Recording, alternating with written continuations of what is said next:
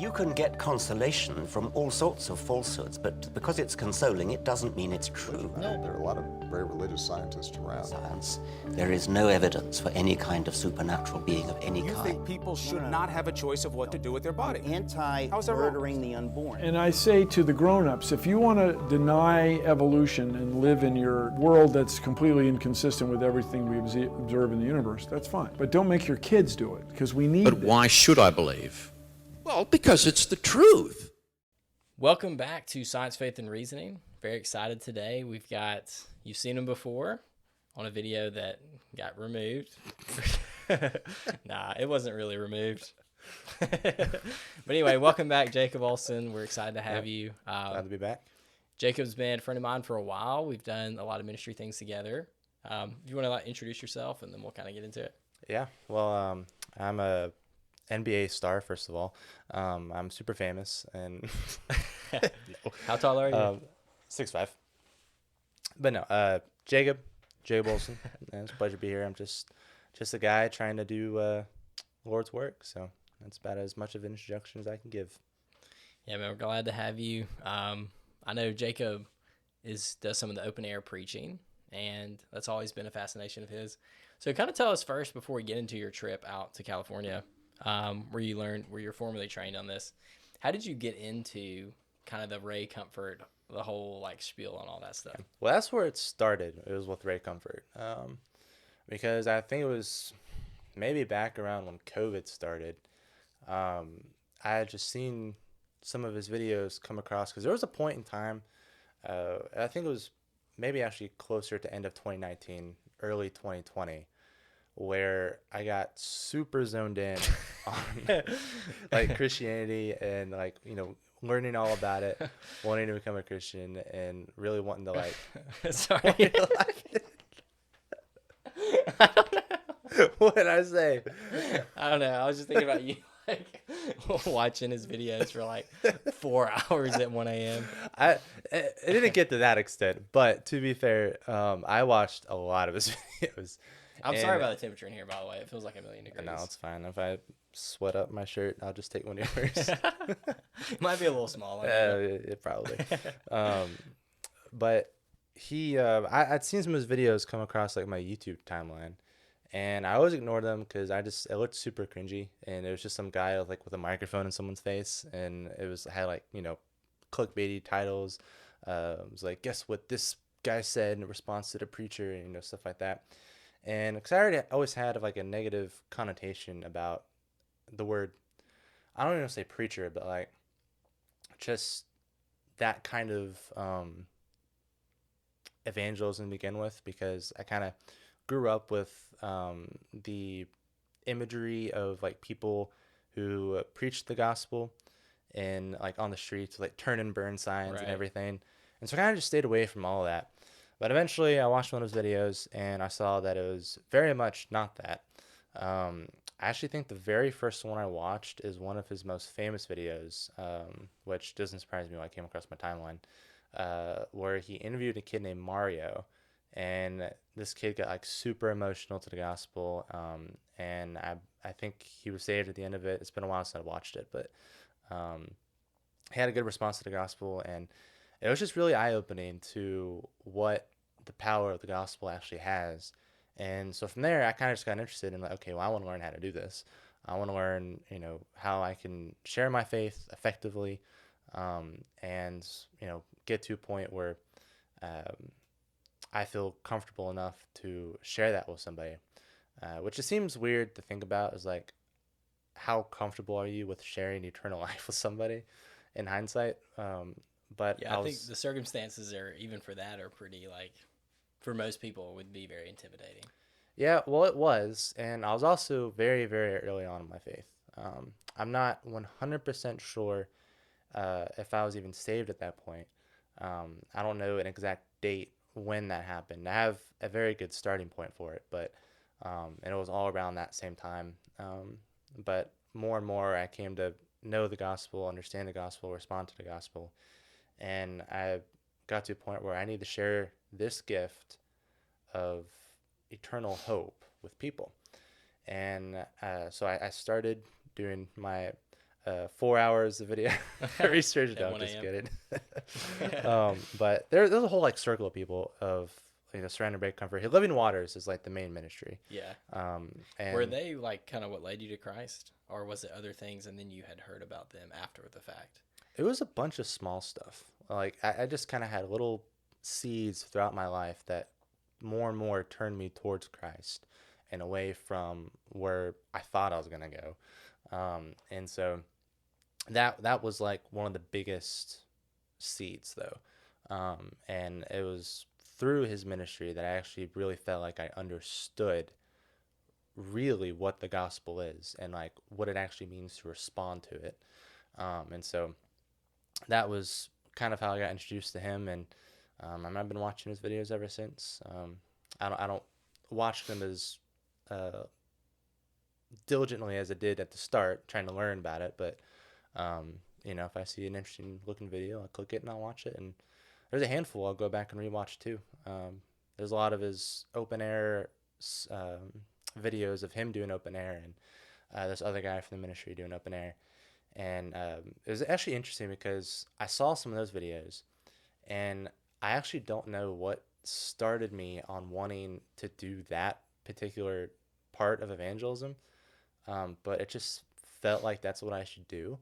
And so I studied up on that, and I definitely haven't done it as much as I should have, but up to this point. But I've been on a track of, okay, this is going to be my ultimate goal of the ministry I want to do, and I want to just get more and more into this, and to a point where I don't think I'll ever be as good as the Ray Comforts and their whole team there, but I definitely want to get to a point where I just feel confident to where if I see a line building up somewhere, I just go up there and just start preaching to people.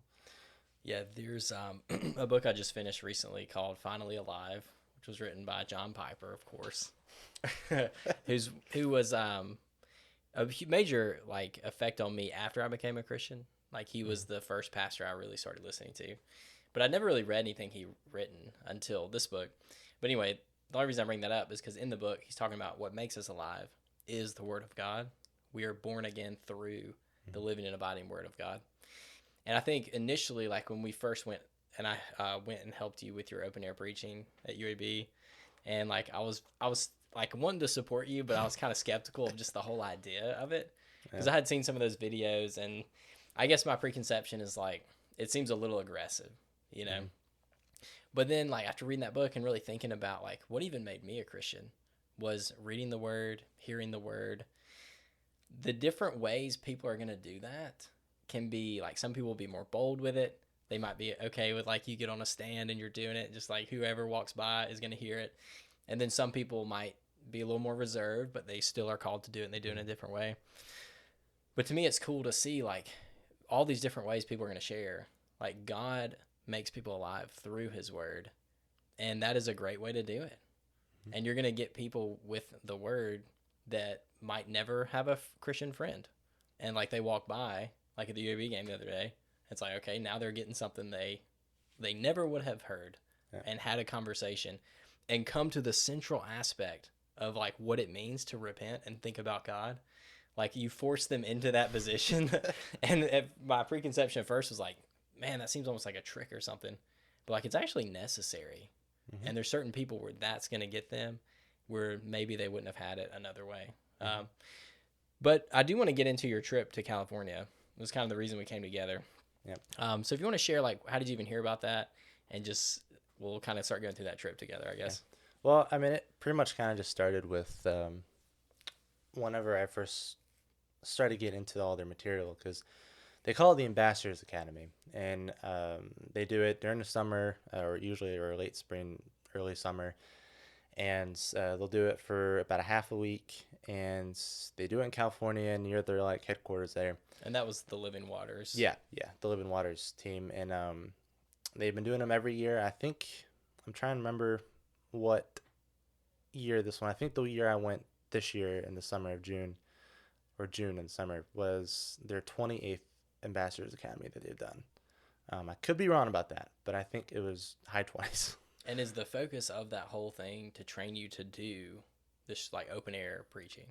Pretty much. And it wasn't necessarily specific to open air preaching. That was a big part of it. But there was also, it's probably about 50% of,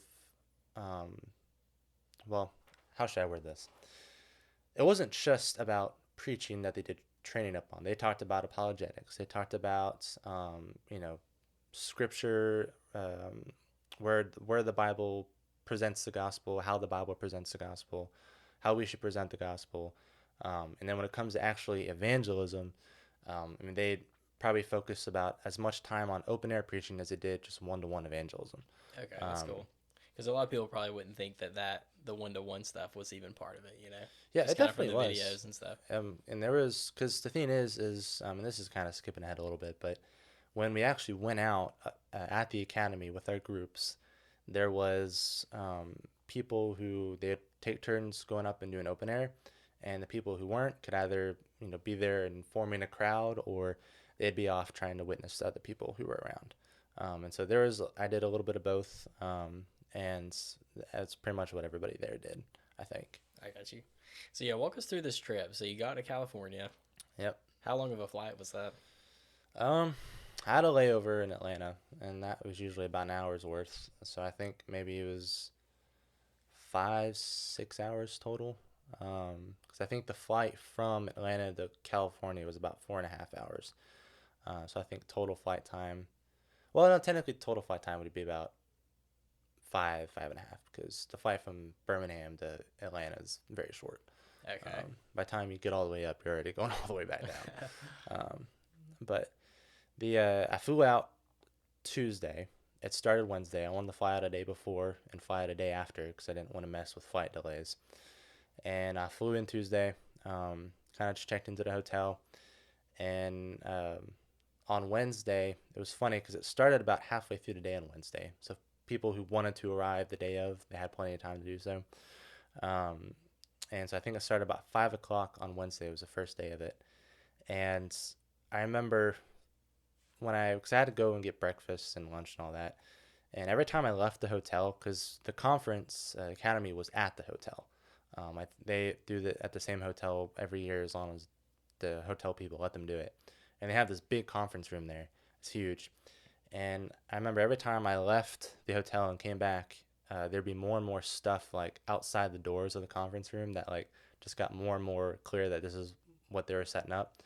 And so it's funny, I actually made it a game to try and pick out what was new when I walked through the doors again and see, okay, what do they add? Equipment and stuff for the Yeah, it was air like breaching, equipment, tables, boxes.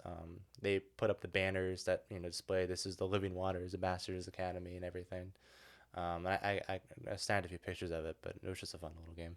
Yeah, I'd say Living Waters has a really good reputation. I feel like. What was the focus mostly like gospel evangelism, or was there? I know you said apologetics. It was mostly gospel evangelism. Okay, so basically you're like studying all day, or what was kind of the schedule there? Pretty much. So like basically the first 2 days were completely like seminar teachings. So they went through a whole bunch of, like I said, apologetics material. They went through a massive amount of gospel material, just how to share it effectively, how to overcome fear of sharing it. Were your classmates like people who had done this before, or were they all kind of like timid and kind of nervous about it? It was a mixed bag, and that was what was really cool about it. I actually remember the first day, and I went into the room when it was time for it to start, and I was picking out my team, or trying to look for my team. I remember by the time I got to my table, I met two of the guys that were there already. One of them was the leader. His name was Brad. And there's another guy on the team whose also name was Brad. And I remember thinking, okay, I asked him how many people were going to be on the team, and he said, I think about 6, including the leader and myself. And I remember thinking as I sat down and I saw all the other groups, they were almost like twice the size of ours. Some of them... Did they pre-select y'all's groups? I think so, yeah. Okay. So like we didn't like pick our groups, but our groups were, pre-selected. I got you. And I remember thinking, man, I kind of hate that I have the smallest group here. I kind of want to meet people, be under some people and really kind of get through this with a big group of people. And that kind of ended up coming true later. But I was completely wrong. Having a smaller group was the best thing that could have happened. There was just so much more intimate connections you made with the people, and they were all really great. I think we met every single one that night. One of them was late from a flight delay, but they were all super kind, super genuine. Your question is, some of them had done it before and done similar stuff, but I think majority of people there were there for the first time, and they were just there to learn the way of the master, as they call it. Did you get to meet Ray Comfort while you were there? Did he show up? I did. I met him on the second day, I think. Okay, so how was that? Because I know you're like a diehard Ray Comfort fan, so that'd be like me meeting John Piper or something. Were you pretty like nervous or? I was nervous. I mean, the thing is it's kind of like, you think about like celebrities and everything, and like they're just normal people, just like us. You say that now that you met one. I know. It's such a cliche. But no, it's funny because he came up on the second day. Everyone had like a scheduled speaking time. So they gave us a timeline and I said, this is what's going to happen at each hour of the day that you're here. And you could see, okay, at 6 o'clock, Ray Comfort's going to give his message. Actually, it wasn't 6 o'clock. It was like in the afternoon. But you had that for everybody. And you had it for Ray Comfort and then the other three guys that are the main leaders of Living Waters, Emil Zwane, Easy is what they call him, Oscar Navarro, and Mark Spence. And so they all have like designated speaking times. And it was funny because most of them, after they spoke, they'd hang around after a little bit, try to greet people. But I learned that, at least when I asked about it, this is when I was told that Ray doesn't like the attention very much. And he tries to like stay out of the spotlight as much as possible. That's like the opposite, I would think. I know. Well, because so bold out there, you know. You would think that, and I bring this up because when he was done speaking, he was pretty much going beelining it for the door, going straight out. And I remember, man, I can't wait to meet Ray Comfort. And there was an opportunity before he spoke. He was kind of out there introducing himself to people and all that. Because I mean, how can you not? But after he spoke, he kind of just got his bag and went out the door. And I was like, well, there goes my opportunity. I ain't gonna meet him. I might see him again later, but who knows? And I remember after I think another session's worth of people speaking, or a guy speaking, I went outside and I think I was calling my wife, and I was like in the middle of getting ready to type her number, and I heard someone say, "I'll see you later, Ray." And I look over and he's just walking out the building again. And then I was like, well, I gotta introduce myself now. And he's out of here. And so I met him, introduced myself. It was very brief, but super Was he kind. like walking away from you and you had to like yell him down, or was No, it he was like... actually walking towards me. Okay, that's good. So I got to save myself a little bit from embarrassment on that one. But he was super kind. I mean, he's just an awesome guy. You just feel the energy coming from him. That he's just out here trying to do what God wants him to do, and trying to be as humble about it as he can. That's and, cool. That's funny. I obviously asked for a picture with him, and he's very. I hope he doesn't watch this because he's going to comment and say, "How dare you say this?" But he's very short, and so, I'm very. Well, tall. you're very tall. So. Yeah. Well, but he's like also like shorter though, and he makes jokes about it all the time. But I'll make a reel of that moment, like. Burn moment. But it was funny because I was right outside the hotel, and he was like, I'll take a picture with you, but I demand to be standing on the curb while you're on the ground. Really? Was he still a lot shorter than you? Yeah. And so I have that picture, but at the same time, his cameraman was like walking with him because I guess they travel together. And he took a picture from afar that showed the wide angle of him standing on the curb. And then he turned and he looked and he saw him. He was like, "That's cruel." And That's then funny. Said our goodbyes and he went on his way. I ended up seeing him again later. But okay, so I was wondering if they were like, that's a conference that they're like a big part of, or if they kind of just come and speak and leave and it's like other people who manage it. Yeah. Mark, actually, I was surprised he stuck around, I think, the longest. And he actually had COVID. He was recovering from COVID when I got there and the whole academy started. I think he was like day 4 or 5 after he got it. I'm But surprised California didn't have him in like some kind of iron tube somewhere. I know, but he was determined to keep on coming out and speaking, and he was also very cool. Got to meet him, and I actually asked him a question because they did like Q&As after they spoke. So like once the speaking seminar lesson was over, they had like 15 minutes where they just passed around mic around to people who wanted to ask questions, and they'd answer before their session was technically over. So Okay. So with the training for the open air part, because that's kind of what I want to focus on anyway. yeah, But with that, the training for it, was it kind of just like, because I know a lot of those videos I've seen, they all seem to be kind of the same format. Was it kind of like a lot of them is some kind of law thing and then a gospel thing, like following whatever trivia or whatever they do?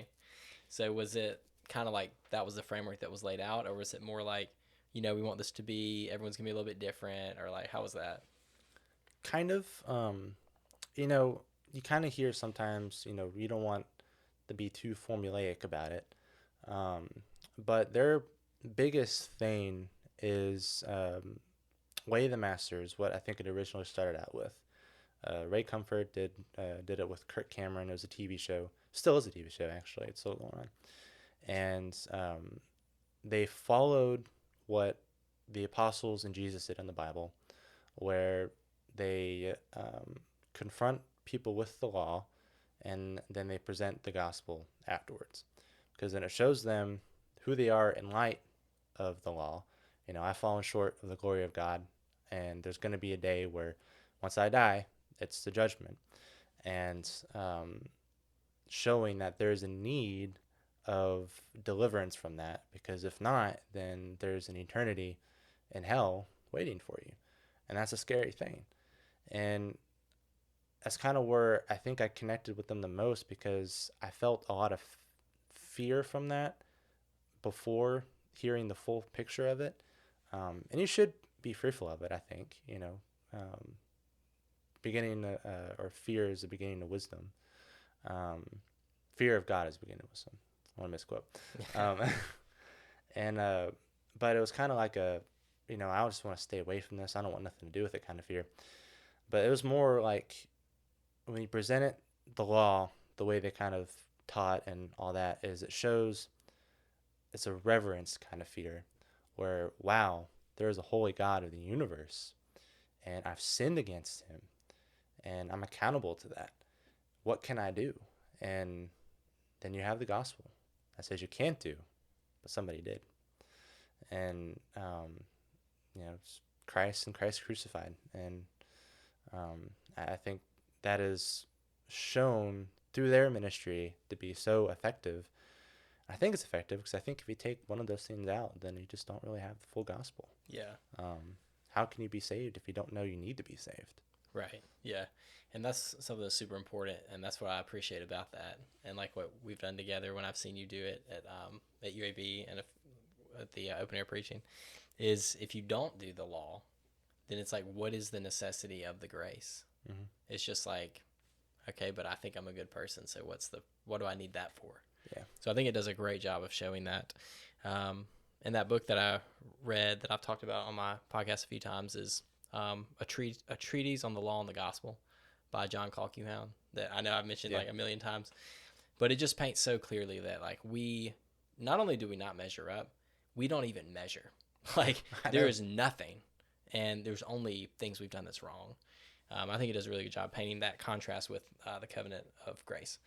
But so let's talk about the actual experience of you going out. So you've been trained at the place. You've heard a lot of things. You've been watching those videos for a long time. Now you've been trained in this, and you had actually done it before. Is that correct? When you were in college? I did it. This is why I said earlier, is like I definitely haven't done as much as I should have. Because the thing is like that kind of thing, you said it earlier, it takes boldness. But that kind of thing is so fearful to do, and I don't know why. Because it really is just based off the approval of people, and I don't think that's the biggest thing that matters, whether or not someone approves of you. It's just do they respond to the gospel. But I think I did it once in college at MTSU in Tennessee, and then another with you at UAB, and then I think I did a third one at MTSU, but I don't know if no, I was going to do a third one at MTSU, but then I chickened out and I just handed out tracks instead. So Okay. but I think those were the two main ones, and I'd done practice too with like one-to-one stuff. I had people around me that I was able to witness to, and I don't know if they're saved, but at least a seed was planted with them.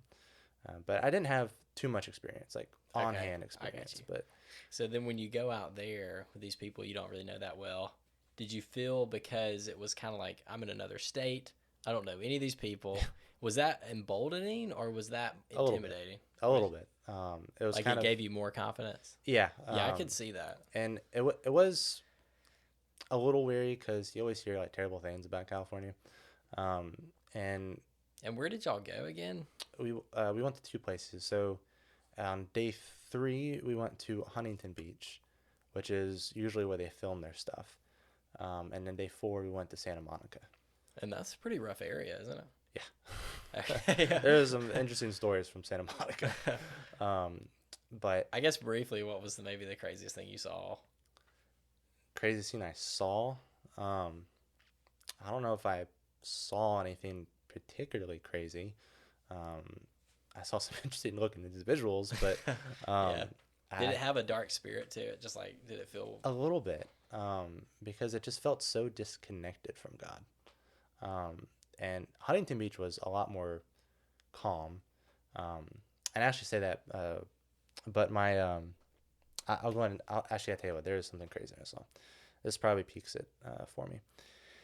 My team leader, Brad, I think it was like the night that I got there, I went and I looked up previous years of Ambassadors Academy because I want to see if there's anything that people posted about it.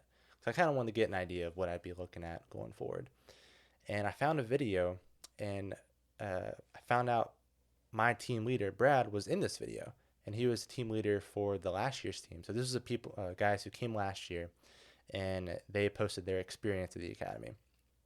And in the video was a story about a witch, and they had full video of this, but Brad, my team leader, went up. It was actually this, I think, close to the same spot we went to when we actually went to Huntington Beach, where he went up and he started open air preaching because I think the team leaders would always start it before the rest of the group does, or at least start like the cycle.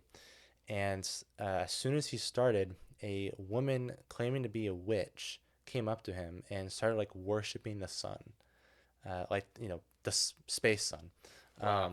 And was just spouting some crazy nonsense. And I had brought it up to Brad, and I was like, hey, was that, just to confirm, like, was that you in the video with the witch? And he was like, you heard about the witch? This witch is a legend around here. Everybody knows about the witch. From the video, or like she's there regularly? From the video and the like ministry as a whole. Because I guess it was like a big joke in the ministry. Because it was a crazy video. It was just, I don't know how he pulled through on that. But the day that we went out, and he started almost right away, a guy came, because I'll kind of describe the scene for you. So the beach was like behind us. We set up in front of this big like stone staircase / seating area. It was almost like an amphitheater, but it was like super small, and it wasn't nearly as big as an amphitheater, but there was like a whole row of like stone seats and stuff that people could sit on, and there was a bunch of people there.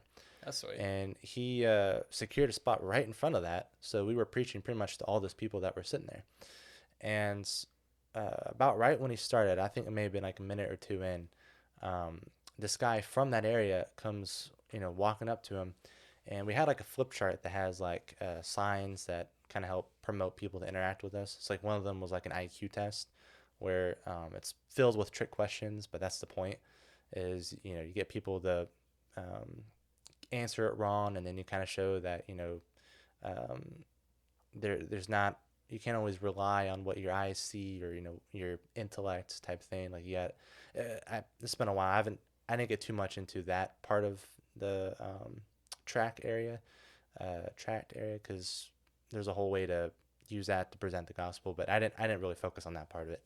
But this guy came up and he had the IQ test going, and he started going through it.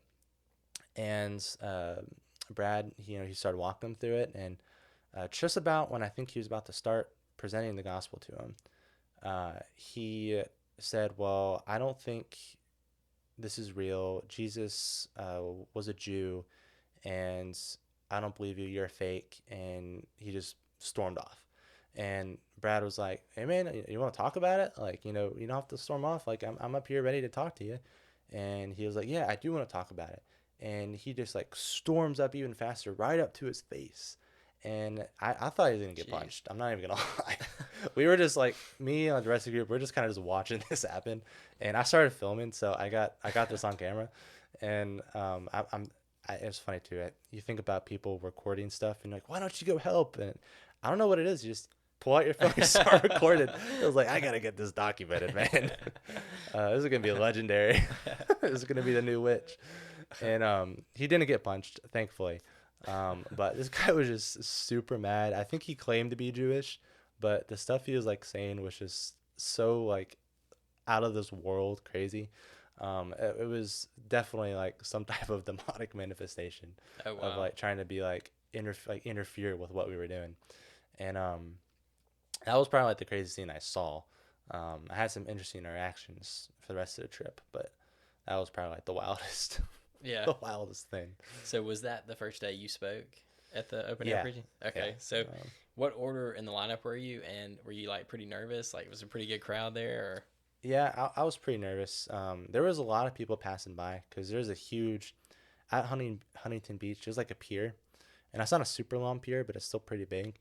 And there's a big boardwalk that goes underneath the pier that goes in front of that big, like, I'll call it a stadium, but I guess it's not as big of a stadium. But there's a big boardwalk, and there's a bunch of people walking by and passing through there. So that's usually on top of the people that are sitting around, the people you're trying to talk to as they pass by.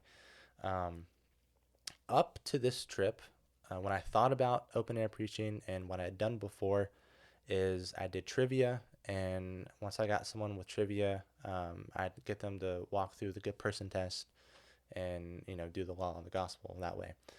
I decided this trip I wanted to do something different because I hadn't really practiced, what do you do if you don't have trivia ready? You can't always do trivia. You can't just rely on giving people money to get their attention. Yeah. You got to know how to just preach the gospel. And so I had practiced that, and throughout that entire trip, if I went up and I did open air preaching, that's what I did. I didn't rely on trivia. I just went through the gospel. And I think I ended up speaking for like 25 minutes at one time. Like, I went on a while.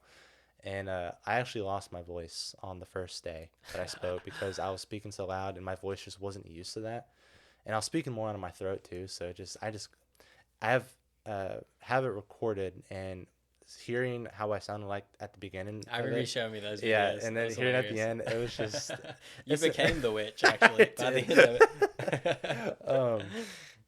But it was funny because I found out later too that I think Mark Spence and Oscar Navarro, they like disguised themselves and came out and like were witnessing with people, but they didn't want to be like spotted. And I found out later that they came and they were watching me do it, and they were cracking jokes afterwards. Like, man, I hope that man's voice is okay. So did you have any follow-up conversations with any like local people after that speech, or was it kind of just like a little bit? So you kind of asked earlier what order of lineup I was in. Oh yeah. I didn't go second. I don't even think I went third. I think I was kind of just trying to feel it out and kind of set myself in the mindset where I'm just gonna get up and I'm gonna just start. Because once you start, you can't really stop. Yeah. I think that's the hardest part, is just getting up there and starting. And worst case scenario, if you blank, just pull out your Bible and start reading something from it. I got you. And that was like the biggest fail-safe that everybody had. Worst comes to worst, just start reading God's word aloud in the open, and that alone can do wonders.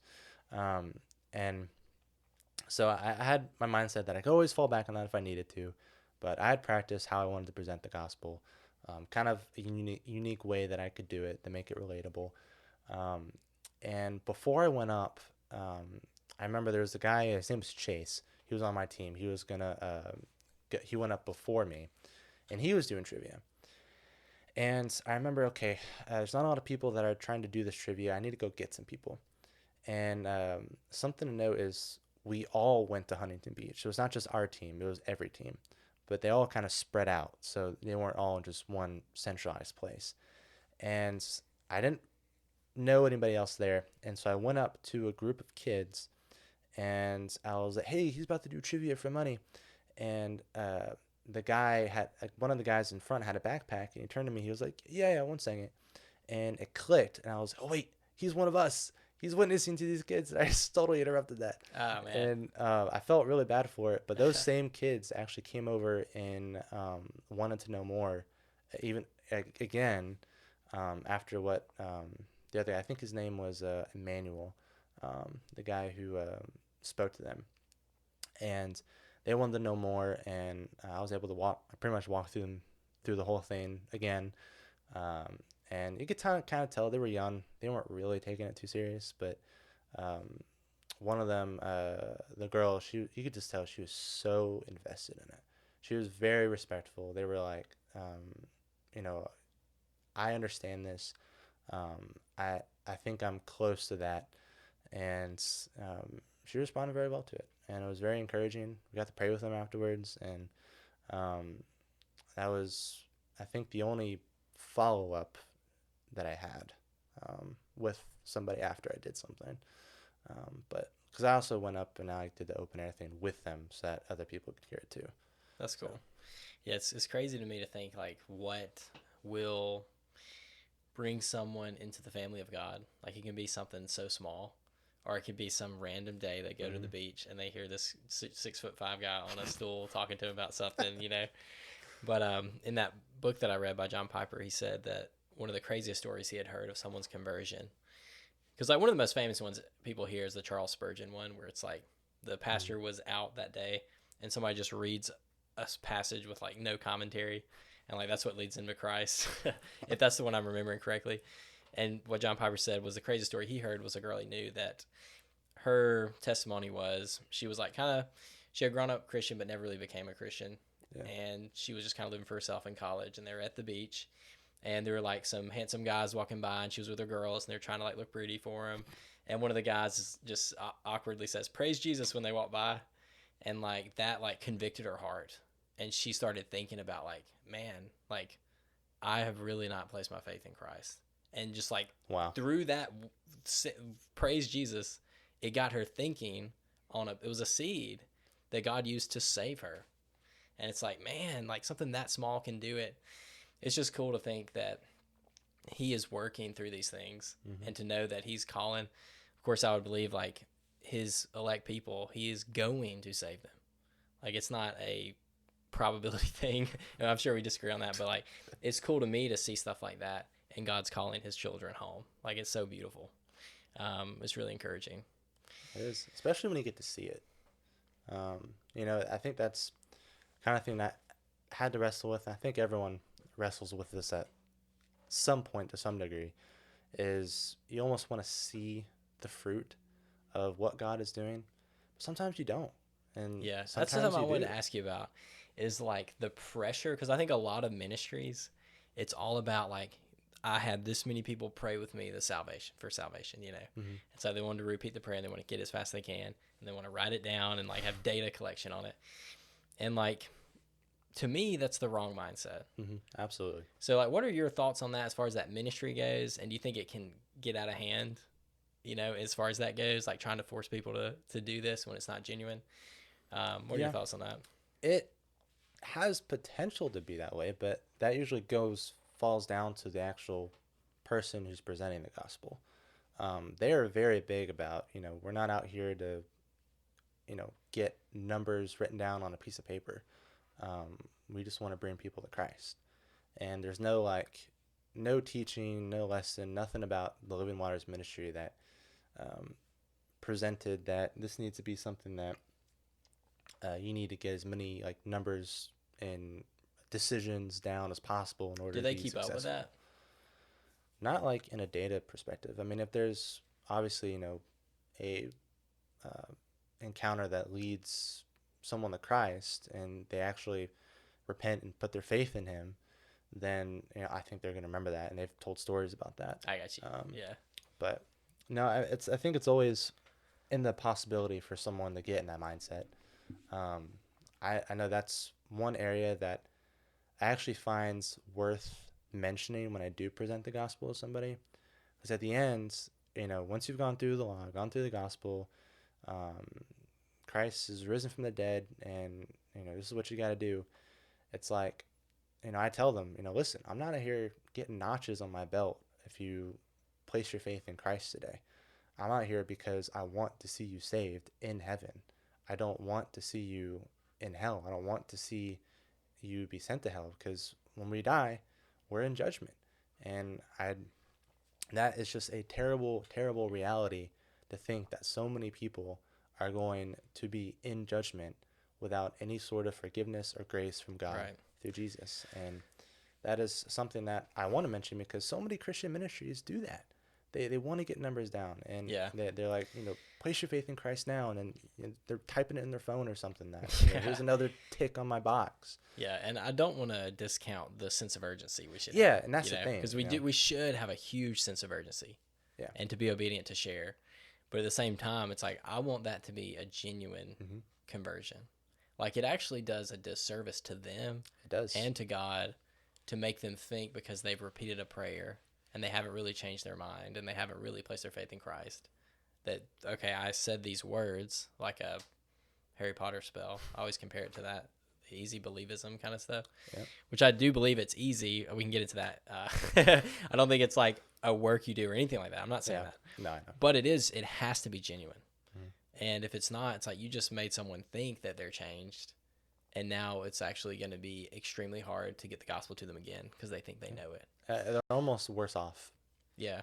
Because if they think they're saved and they're not, then they're not going to have any interest in what more comes from that. And you mentioned urgency. I always throw out the number. It's like 110,000 people die every day.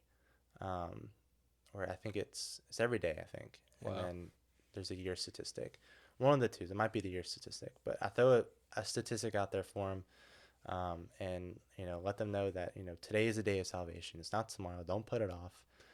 It definitely is an urgent thing. But yeah, if you are just trying to get them to pray a prayer, then don't even be out there to begin with.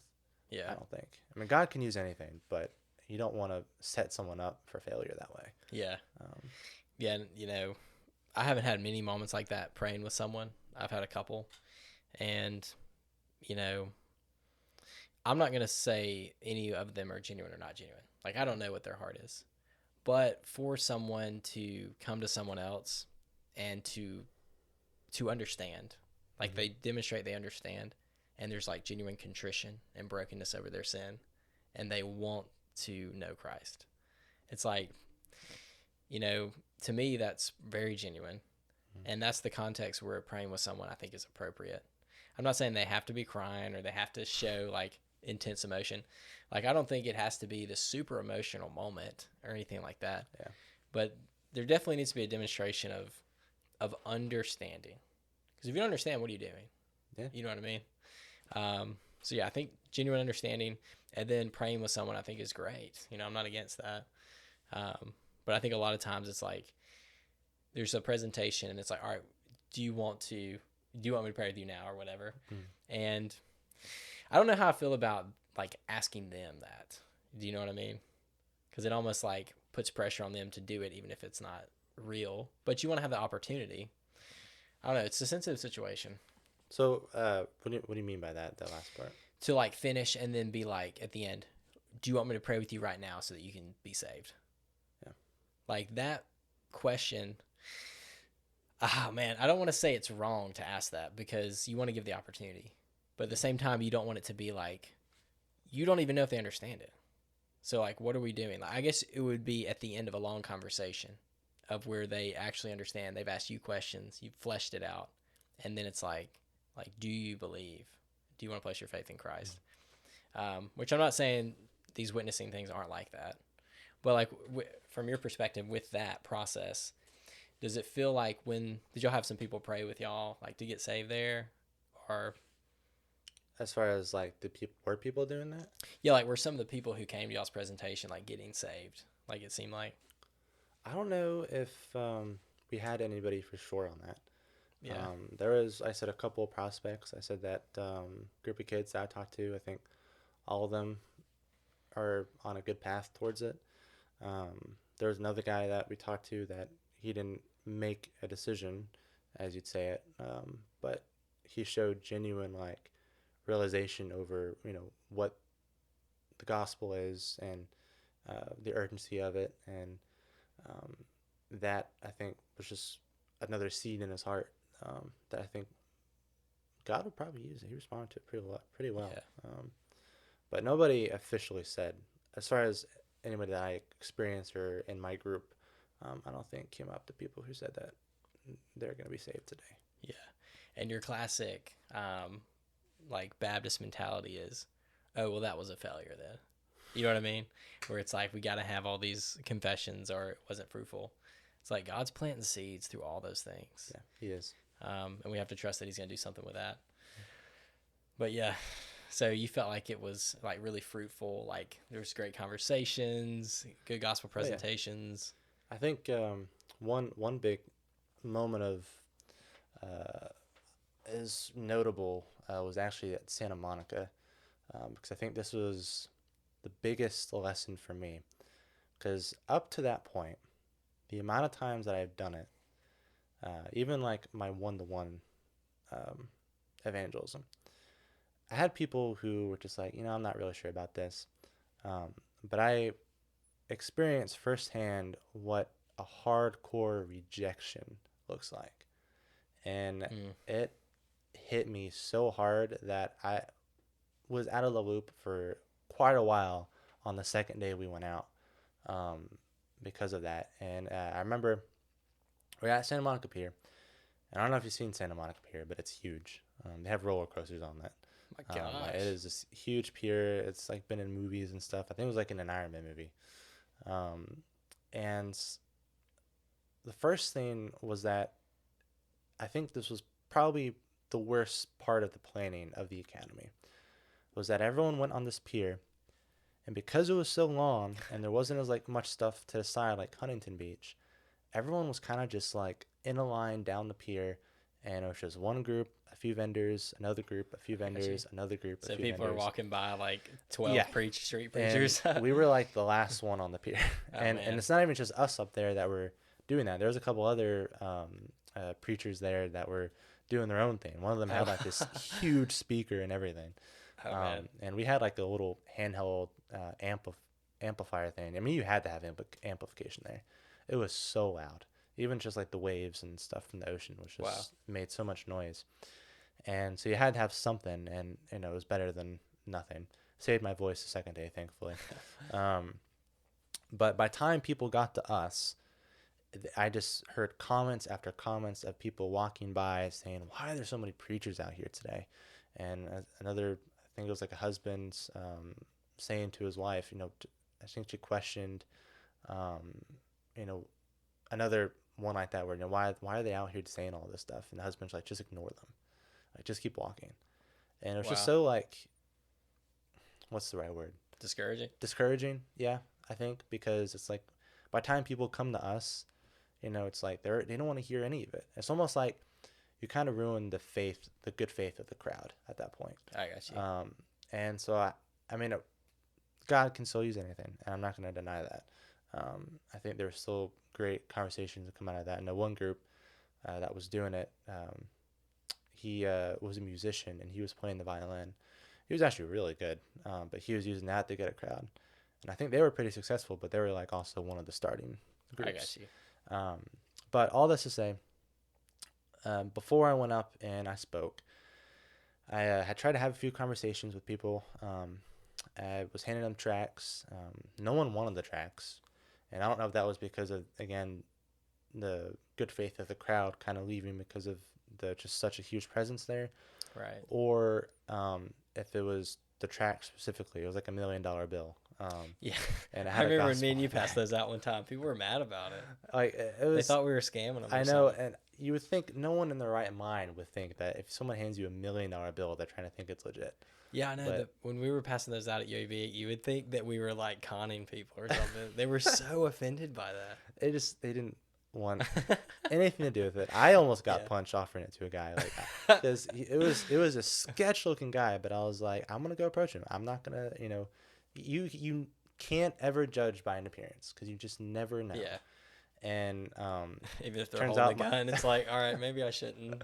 but I went up to him. Turns out my judgment was right. He immediately was super aggressive, and he was like, "Get out of here!" He started cussing at me, and I was just like, Oh, "All right, man. I'm out of here." And I don't even think I got a single person to take it out of my hand that day. That's crazy. I left a few just kind of around because there was like a whole arcade there, so I left some in the arcade. But I got to a point where I was like, okay, I'm gonna try to just have a conversation with someone. I'm not even gonna mention the tract. I'm gonna just start with the natural, swing into the spiritual, and see what God does. And I started on the pier, and I met this wonderful lady. Her name was Nudia. She was from Spain, and there was plenty of awesome moments in that conversation where I was like, this is going to be such a good gospel conversation. I think she said her dad had died recently, and she's already thinking about death. She's already thinking about life after death. This is a primed mind to hear the hope of the gospel. But once I kind of got into it, she didn't want any of it and kind of just shut down. I got a little bit of apologetics in there because she kind of questioned God's existence and asked the problem of evil. Why would there be evil in this world if God exists? And so I got to go through that explanation, but she cut me off before I could actually start the law and gospel and all that. So overall, so far it wasn't the worst thing, but it got much worse because I decided I'm going to spread out. I'm going to get away from this pier and try to approach somebody one-to-one. And I just remember praying, God, lead me to the right person. Lead me to the person who you want me to speak to. And I just kind of just was walking around looking for someone that I felt out like I was being called to. I think they're all needing of it, but I just felt like God would lead me to the right person. And there was this group of kids. I don't know why. I was barely prepared for one person. And here comes this group of kids, and I'm like, you know what? I'm going to just approach all of them. And they also look pretty sketch. And I was just like, maybe this is meant to be. And I started talking to them, and they were clearly just like the I'm too cool for you type crowd. But they started letting me get through the gospel. And I think up to that point, I had so many rejections from the tracks, and I had, was so excited with my conversation with Nudia that I thought this was going to be a great day because Huntington Beach Day was, I felt good about it. It wasn't obviously, the best day imaginable, but I felt good about it, and I thought I'd feel the same at Santa Monica. And I just already kind of was having a rough time. Other people were having more, better conversations than me, and I don't know if it was like a pride thing or if it was just me really, really wanting just good conversations that day and being disappointed it didn't happen. But I was already kind of feeling down at that point. And so I started talking to these kids, and I'm going through the gospel, and I guess my tone had kind of reflected my emotions a little bit. And I think I had gotten through the law and the death of Christ. And the guy stops me. He's like, stop. And they're about my age too. I think they're a bit younger. And he stops me, and he looks at me and says, I don't believe you. And I was like, well, of course you don't believe me. That's why I'm talking to you. I want you to believe me. And he said, no, I don't believe you by the other stuff. I don't believe that you believe what you're telling me. Oh my gosh. And that hit me like a ton of bricks. My I just goodness, I mean, man. I don't, What could be more discouraging than that? what could be more discouraging than that? I pivoted as best I could. And, I said, listen, man, I'm sorry if you're not hearing it as much as I feel it, but I swear to you, I'm here because I want to tell you this. And I flew out from Alabama to tell you this. And he was walking away, and I begged him to let me finish. And he turned back, and he let me finish. I got through the entire gospel, and he actually ended up taking the tracks too. I think he was the only one to take my tracks that day. Oh wow. But he got me, let me get through it, and I left that moment feeling so down about myself. And honestly, it just kind of sent me into like an existential crisis. I was like, what am I doing out here? Like, am I like, what am I doing wrong? Am I saying it wrong? Am I just not in the right mindset to even be doing this right now? And I just remember I just walked back to the pier, and I just started walking up and down the pier just in my thoughts, being so sad about it. And Oh, dude, I would have been devastated. I felt so terrible. And I came up to one of the Living Waters team members. His name was Brad Snow. He was one of the guys who spoke, did like a seminar lesson. Interestingly, his was how to overcome fear of evangelism. It was actually a very good lesson, but I kind of approached him, and I was just kind of asking him how his day was going. He said it was going pretty good, and I was like, listen, man, I'm kind of curious. I want to get your thoughts about this. And I just kind of told him what happened, and he was like, I don't know what I would say in that moment, man. That's hard. That's tough. And he kind of walked me through that, it's not, obviously you want to show it in your voice. You don't want to just be monotone with somebody. Yeah. You want to show you care. And I wasn't monotone, but, I definitely was off, and I knew I was off. Do you think you were just like wore out, or were you just like I discouraged I think, at that point already? like up to that point before that conversation with the guys. Like if that was that towards the end of the day. Yeah, it was close to towards the end of the day. Yeah, I mean, I mean, how do you stay positive if you've had like an entire day of discouragement? You know what I mean? Well, that's the thing. You can't force is yourself to like feel a certain way. You can't, and but I was devastated by it, and he kind of helped show me that not every outreach, not every encounter is gonna be a good one. Yeah. And I think for some reason I wouldn't verbally acknowledge it, but I think subconsciously I was just expecting it to be good. I just expected it to at least be average, but I didn't expect that. It is entirely possible you just have a bad day. Yeah. And, are you like me, where you kind of like have a picture of like basically a fantasized view of evangelism and of like when you're going to speak somewhere and things like that, where it's like, and I think it's good to have that where it's like your dreams of what you want to happen spiritually, in a certain situation. But it's like, it's not always going to be like that. You're going into a spiritual battlefield. And in California, I feel like that's not exactly the place where you're going to be well received for that kind of stuff. Yeah. And, that was just kind of a really big learning moment for me, is I just had to realize that, it's not always going to be sunshines and rainbows. And I knew that. I think it was a total subconscious thing. And that's why it hit me so hard. But I was brought to tears. I really was. I was would have been crying down the pier, walking in my thoughts about. I think any Christian, if any Christian hears that, you would be devastated. If you're not, it's like I would question your Christianity. I'm getting emotional just thinking about it. It hit me so hard. And well, I will say the last thing when I got to go with you, it was super fruitful. I know it was. We had some great conversations with people. And I told this to you that night, but it's those nights that make it worth it. Yeah. And it's those nights that when those bad days come, that I can look back on and I can say it's not always like this. And even still, and I don't know how I did this, but I pulled myself together enough to go and do a whole open air thing. That same day. Jeez, man. Brad, I think we talked for, it wasn't that long, maybe like 10, 20 minutes, but he was really encouraging his thoughts, and I just felt like I'm not going to leave this pier today without one more chance at just preaching the gospel to people. And I went up there and I did it, and both of those are up on the ministry channel already, both the Huntington Beach and the Santa Monica one. And looking back, there's definitely stuff I could have improved on with it, but I was determined to make sure that the gospel seed was planted, and it's out of my hands. God will use it. Maybe he won't. I don't know. I probably won't know till the other side of eternity, but Yeah.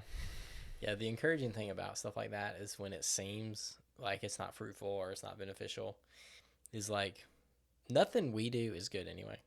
Like there's nothing in the human nature that does anything spiritually good. So like anything that you're doing through faith, God can do perfect things through that, even though we are going to do it imperfectly. Like there's no time where I've ever spoken where it was perfect. And plenty of times where it was bad, you know, like from just a objective perspective, like that wasn't put together well, whatever. But anything in there that is truth from the word, God can use that. And then it's like, I'm not saying you shouldn't care about how the presentation is or anything like that. I'm not saying that. No, I got you. But yeah, it's like God's going to work through his word. And if someone does come to Christ, it's not because we did a good presentation, you know? I know. It's like, I'm not entertaining people to Jesus. It's like, it's the truth underneath what we're doing that's going to change them. And that's like, I will know that I have never saved anyone. When I'm dead, I will have saved 0 people. But God will have hopefully saved many people through his own word, through letting me speak it. So that is the encouraging thing. It's like, we're all failures, you know, like we are, but God is going to do things through us, which is super exciting. No, that is exactly right. And that is just more and more the thought process that I've kind of just zoned in on and prayed on and really tried to live on, because I don't think you can do this without that mindset. Oh, definitely not. You can't. Yeah, if you think it's about your ability to present, there's no way you continue after that. You're done for life, probably. I think most people, if they heard that in a street evangelism situation, would be done for life. I didn't even know that. Well, I don't think we ever talked about that. No, we didn't. But like last time when we did the UAB thing and you were up there doing it, like you were killing it, man. You did a great job. I can't believe you recovered from that so quickly. I would have been like not speaking for a couple of years. I would have probably taken a year off, legit. It was rough, but you get through it. You push through. Yeah, gospel's too important to ignore, and even if it was just one bad day after one bad day after one bad day, it's still worth it to give people that message and let God work with it. Yeah, I think a lot of people, like, I wouldn't say I've been persecuted for my faith. Like, I would definitely not say I have been. But like that's, I think for as a believer to experience something like that, like some negative feedback for once, I think it's healthy for us. It is. It kind of frames like, man, there's a world out there that hates this message. Like, I think it's good to see that every now and then. Because I think, at least in the Southeast, like, we're kind of shielded from a lot of hate because almost everybody goes to church. I think a lot of them don't actually believe the gospel. Yeah. Which is crazy. To be in a place that's supposedly saturated with it. It's like they believe in Jesus Christ, but then they don't get the law or why they even need that. And so many people grow up and they just miss it completely. And then, ironically, they show up to some 6'5" guy speaking on a stool at a football game, and then they actually hear it for the first time in a place where they should have heard it 100 times, or maybe they did and just it never clicked. I was the one guy I spoke to at UAB because he just had question after question, and they were great questions. He was so interested, and it's uplifting to have those experiences. Yeah, and it's encouraging too. Like 2 of the people I talked to that day. So one of them was trying to come up to you for the trivia, but you were talking to that guy, like you were having a deep conversation with that guy. So I started talking to them, and they were like, we went through the full gospel, and like they definitely believed, and it was nice to see that too, to be encouraged from a Christian walking up. Yeah. Like that's encouraging too. Besides the conversation you have with an unbeliever that responds well, just having a Christian come encourage you while you're doing something like that is super encouraging. It is. But yeah, they were really excited that you were doing that, and it does. It's like I think evangelism is one of those things I don't think everyone has to be on a stool preaching, obviously. Yeah. But it's so cool to see that people like have the boldness to do that. That's awesome. Well, It's a fear step every time. Yeah. There have been an innumerable amount of chickening outs than there has been actually going and doing it. So What's crazy is though, like, I mean, I don't know if I would do that, like in that way where you're on the stool and you're just like people are walking by and you're just talking. Like, I don't know if I would do that. I'll make an evangelist out of you yet. Yeah. It'll be up there before you know it. Yeah, I think people. I mean, I'm not saying I'm unwilling to ever try it. I'm sure at some point you will throw me up there. But I think people have different gifts, you know. But it is cool to see the church, 100%. like a healthy church, where there's people doing that. There's people teaching. There's people like serving. Everybody's working together to get the message out there and to love people and to serve people. It's really cool. But maybe as we finish up, what are some? God, we've been going over an hour, I think. What was kind of like how the trip ended? You know, I know that. What day was that? Did that happen? That was day. It was day 4. Was that I the think it was last day? Oh wow! So you end on this sour note. I think so. Okay. So was there anything after that, like a Bible study or anything that was like kind of encouraging before you came home?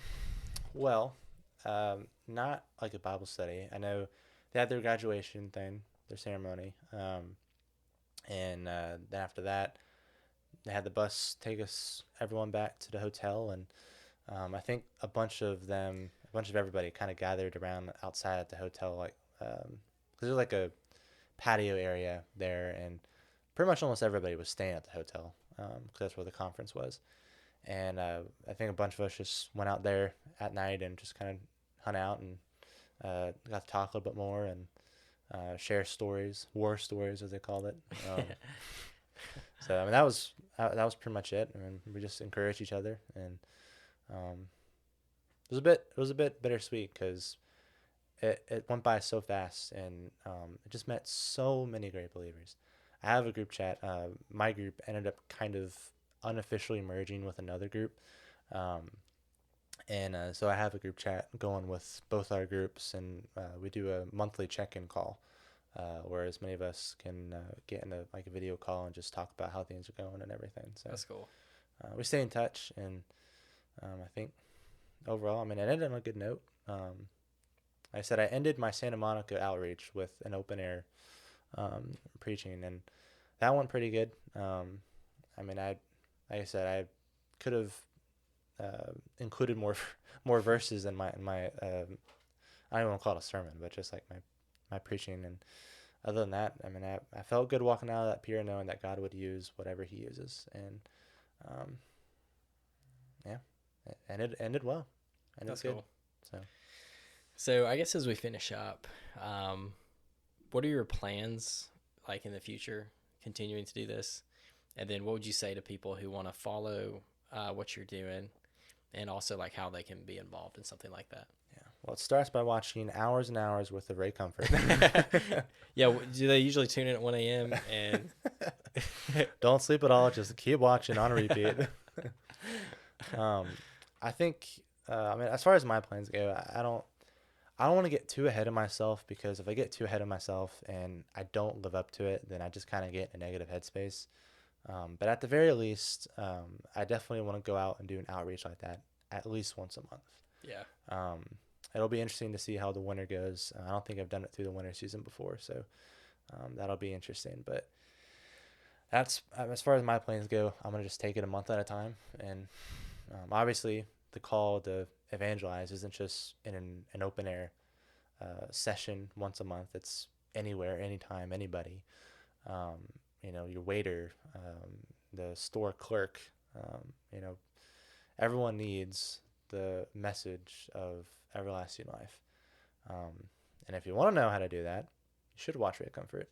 He does a lot of good stuff. And I think what's most encouraging is seeing the good encounters first. And that's not to say, like we talked about earlier, that it's always going to be that way. But there's something about seeing with your own eyes, or I guess, even through a screen, what the gospel can do and how this has impacted people for the better. And what I mean by that is just people who have actually responded to it. And when you see the power of the gospel in action, it just almost makes it so much more real for you. Like, wow, this is actually not just something that I'm just spouting out. Like, this is an actual message with power behind it. And, you know, you start from there, be encouraged by that, and, you know, study Way of the Master, study, you know, what the gospel is.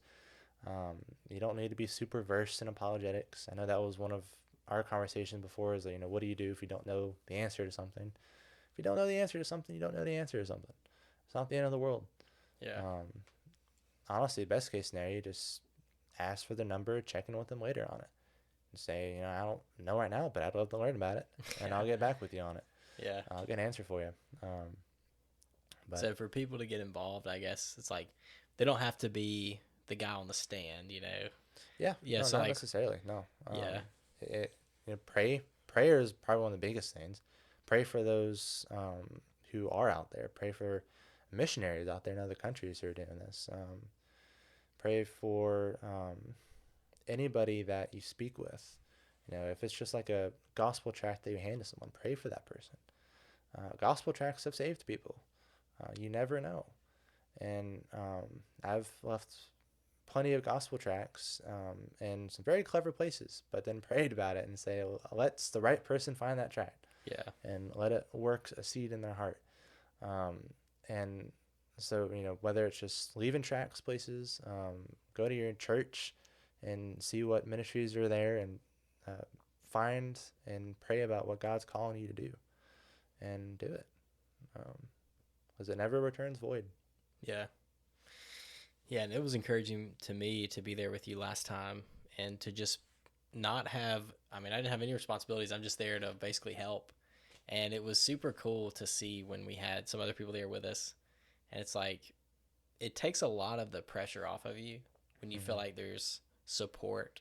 And I think, like, even if someone watching doesn't want, like me, like they're scared to be up on the podium with people walking by, it's like you can still go, bring your Bible, and wait for opportunities and be there to support, pray while you're speaking to somebody. Like while the leader's leading a gospel presentation, it's like you can be in the background praying for that person. And it's like all those things are super helpful, you know? So I think everybody can, even if they're scared to speak in a setting like that, that's super like intense, it's like you can be very useful for the gospel in other ways. So I guess for people watching, it's like that's something they can do too. You know, it's not like, and you can't have everybody doing that. Yeah. Like some people need to move equipment or film or whatever. Like there's plenty of other ways that you can help. So, but yeah, man, I'm super blessed to even be a part, like to come with you a couple of times, and I hope we get to do more of that. Oh, we will. Yeah, it's been really encouraging to me to see that. So it was cool, man. Yeah. Well, I have, I know we talked about what I'm writing down, but there's a few more stories I go into that for what I'm writing up. So okay, about this whole experience and whatnot that I definitely do not have time to get into. But I get you. Yeah, maybe we can talk again about more specific stories instead of kind of the general framework of the system and stuff. Yeah. But yeah, man, thank you for being on the show. How can people find you? I should have said that at the beginning. Yeah. Well, biggest thing is you can look up In the Air Ministries on YouTube. I said I got my 2 lessons up there now. And there's a picture of me on the stand doing evangelism. I'll try and show the camera, see what it looks like. But yeah, I'll put a link to okay, it. Yeah, I'll put a picture on it. So that way it'll look better. Holding your phone up to the screen part wouldn't look very good. It's gonna be blurry anyway. So.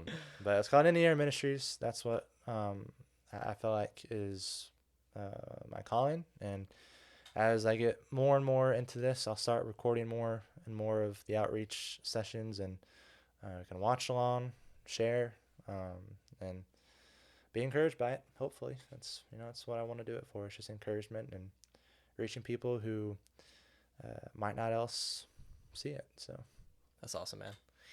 Yeah, it's cool to see people that I know who are willing to fight the good fight. Like that's super exciting. So I appreciate that, man. I appreciate you coming on today. yeah, it's an honor. It's a blessing. So please like and subscribe. Go check Jacob out. It was called In the Air Ministries. In the Air Ministries. Awesome. All right, thanks, guys.